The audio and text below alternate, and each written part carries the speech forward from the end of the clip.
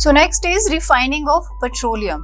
After digging the well, जब हम well drill करते हैं उसके बाद getting the petroleum from that wells, we need to go with the refining part of the petroleum.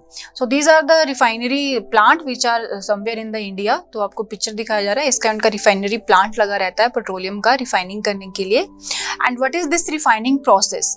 The process of separating crude oil into unstable components is known as refining of petroleum oil, and various components obtained are called fractions. Very important, because fractional distillation is not introduced to you guys just now, because that is not up to your mark. आपके syllabus में इतना जल्दी ये चीज़ नहीं है. In 9th standard you will be going to know that fractional distillation. तो यहाँ पे आपको refining part दिया गया है, because refining we know किस चीज़ को क्या कर रहे हैं, उसके component में निकाल रहे हैं, refine कर रहे हैं. Fine.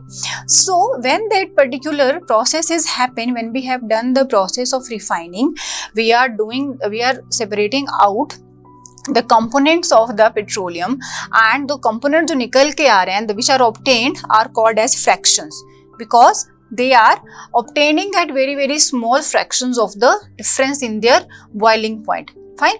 So how this process exactly is going on, we need not to go with that in detail, but just now मैंने आपको बता दिया है without going in detail. I have told you, जैसे कि कोल के केस में we are going with destructive distillation, we are going to destruct that, उसको हीट करके हम क्या कर रहे हैं, तोड़ रहे हैं.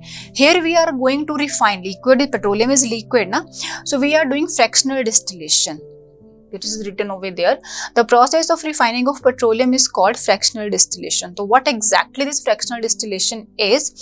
जो different components हैं, there is a big kind of plant जिसमें क्या रहता है, चैम्बर बने रहेंगे as per the boiling point of the different components of the petroleum. तो जैसे जैसे इसको हीटिंग दिया जाएगा बच्चे, as per the boiling point, से वाटर का boiling point 100 है, तो जैसे उस पर्टिकुलर इसमें तो वाटर नहीं करेंगे हम, बट मैं एग्जांपल ले रही हूँ. तो व्हेन द 100 डिग्री सेल्सियस जब आएगा तो वाटर क्या करेगा, फॉर्म चेंज करेगा ना, गैस में कन्वर्ट होएगा लिक्विड से. तो सेम इज हियर, व्हेन हम वी आर गिविंग टेम्परेचर, तो जिस कंपोनेंट का पेट्रोलियम का टेम्परेचर आ गया, फॉर एग्जांपल 25 डिग्री आ गया किसी का, तो 25 डिग्री की वाला जो है वो अपने चैम्बर तक जाके वहां कलेक्ट हो जाएगा. देन जिसका हाई टेम्परेचर 35 है, that will be other chamber, different temperature पे चैम्बर बनाएगी. तो दिस इज फ्रैक्शनल डिस्टिलेशन. तो ये जो टेम्परेचर डिफरेंस रहता है, the components of petroleum is very less, बहुत कम है एक दूसरे से. फॉर एग्जाम्पल है क्या फ्रैक्शनल डिस्टिलेशन, थोड़ा सा समझ लेंगे इसको. Although I have made you clear guys, fractional distillation किसी चीज को कंपोनेंट्स में क्या करना, अलग करना. और यहाँ पे किसकी बात हो रही है, फ्रैक्शंस की. तो यहाँ पे फ्रैक्शंस में क्या चलता है, लिक्विड है अपने पास, बिकॉज पेट्रोलियम इज लिक्विड ना, तो we are going with the boiling point, which kind of the properties undergoing for this process, fractional distillation, boiling point. So the difference between the components of the petroleum is varies or differentiate from each other. Is varies means differentiate from each other with in very few fractions. तो बहुत छोटा fractional difference रहेगा. जैसे कि एक का है temperature difference 15 centigrade है, तो दूसरे का 16, 17, थोड़ा डिफरेंस पे क्या करे जाएंगे, फ्रैक्शनेटिंग कॉलम बनते हैं, वहां पे क्या होते हैं, कलेक्ट होते हैं. तो temperature difference, now this is not up to your guys, but I am telling you 25 degree kelvin का टेम्परेचर डिफरेंस रहता है. बस अभी के लिए लर्न रखोगे, will detail will do in 9th की ये चीज क्या है. ठीक है, this is very small temperature, fraction में ये टेम्परेचर का डिफरेंस हुआ, फिर इन दोनों कंपोनेंट्स में 2-3 जितने भी कंपोनेंट्स है पेट्रोलियम के, तो इस बेस पे रिफाइनिंग करा जाता है on the basis of their boiling point difference, जो कि फ्रैक्शन में है, बहुत कम है, जैसे हाफ होगा किसी का, 1 पॉइंट समथिंग डिफरेंस आ गया. तो on the basis of that ये क्या करे जाते हैं, कलेक्ट करे जाते हैं, डिफरेंस इनको करा जाता है, सॉरी सेपरेट आउट करा जाता है. ठीक है, so this is the fractional distillation because of the fractional difference between their boiling points. Fine. So let's see different components after refining of petroleum. कौन से हमें products मिलते हैं. So constituent of petroleum और components, तो उनके uses we are here going through with. तो first of all we are having LPG. petroleum gas in liquid form, that is liquefied petroleum gas we are using as a fuel for home and industries. Fine.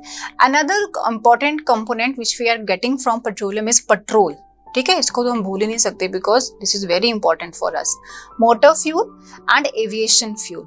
Aviation में जो aviation रहता है अपना, aviation क्या है समझ आ गया होगा एविएशन आपको. ठीक है, एविएशन फ्यूल जो हमारे जो शिप्स रहते हैं, हवाई जहाज रहेंगे या हमारे क्या रहेंगे एरोप्लेन्स हैं, उनमें भी ये एज अ फ्यूल यूज होता है. ठीक है.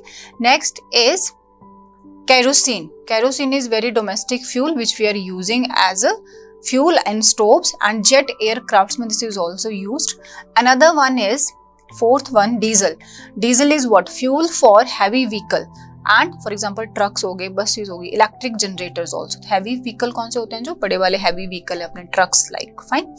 Next is lubricating oil. So lubricating oil we are using it as a lubrication for different machinery parts. Fine.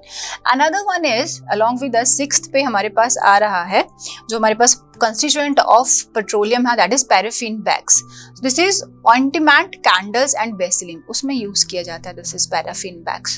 Another one is with us bitumen. So that I have already told you कहाँ पे use होता है. Instead of coal tar इसको अभी use करने लगे road surfacing में. And paints. So these are the very common used components or constituents of the petroleum. Along with uses we have done, you need to go through them कि कहाँ कहाँ use होते हैं. Uses are secondary thing, but components कौन कौन से, that is very very important thing which is going to play very important role as per your examination point of view also. Fine. So you need to learn the name of the constituents of petroleum, then proceed with the uses.